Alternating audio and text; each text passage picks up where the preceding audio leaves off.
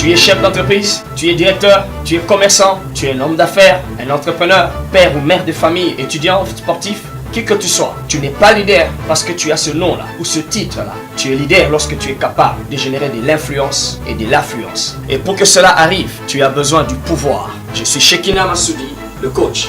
Je te parle du pouvoir du leader. Comment développer le pouvoir du leader? Nous avons vu certains pouvoirs, 5 pouvoirs que nous avons considérés que tout leader devrait apprendre à développer. Mais comment le développer? Nous allons parcourir chacun de ces pouvoirs. Parlons du pouvoir spirituel. Comment est-ce que tu peux développer ce pouvoir spirituel? La première des choses que tu dois comprendre, c'est que ce pouvoir vient de ton Créateur. Ça vient de Dieu. Si tu peux considérer Dieu comme celui qui t'a confié la mission, c'est la première des choses que tu devrais commencer à faire. Considère ce que tu fais comme une mission que Dieu t'a donnée. Considère cela comme étant la mission de ta vie. Qu'est-ce que cela a de particulier? Ce qu'il y a de particulier, c'est que quand tu le considères comme étant une mission, c'est que tu sais qu'à la fin tu rendras un rapport. Si tu peux déjà commencer à le considérer ainsi, tu es déjà sur la bonne voie pour générer le pouvoir spirituel. La deuxième chose, c'est simple, appelle son secours. Si tu pourrais savoir comment recourir à son secours, dans la prière, le pouvoir spirituel va se développer en toi. Le grand leader prie toujours. Les leaders moyens prient quelquefois. Les petits leaders ne prient pas.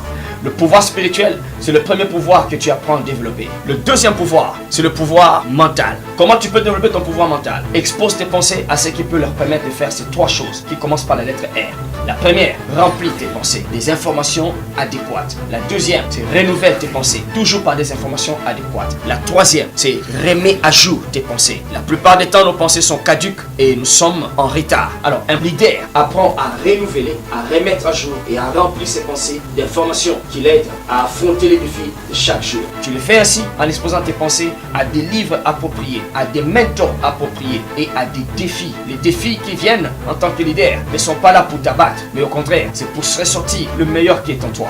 L'autre pouvoir qu'il faut apprendre à développer, c'est le pouvoir émotionnel. Tout leader qui ne développe pas son pouvoir émotionnel peut être brisé par n'importe quel défi. Parce que le leader affronte les défis chaque jour, conflits chaque jour, des gens qui ne comprennent pas, des choses qui ne marchent pas, des préparations qui tombent en défaillance, des budgets qui ne satisfont pas. Mais lorsque tu as un pouvoir émotionnel, tu sais mieux les affronter. Alors comment développer ce pouvoir émotionnel? Tu le développes en sachant comment parler à toi-même. Tu dis des choses qui te remontent, qui te chargent, qui te remplissent de courage, qui te remplissent de l'estime de soi. Tu exposes ton cœur, tu exposes tes pensées à ce que tu es en train de dire et tu protèges tes pensées contre ce qui est négatif. C'est alors que tu apprends à développer ton pouvoir émotionnel. Un leader qui a un pouvoir émotionnel peut connecter mieux avec ceux qui le suivent, peut connecter mieux avec ceux qui le conduisent. Je viens de te parler de comment développer le pouvoir du leader. Nous allons continuer dans la vidéo prochaine. Je suis Shekinah Massoudi, le coach, et j'approuve ce message.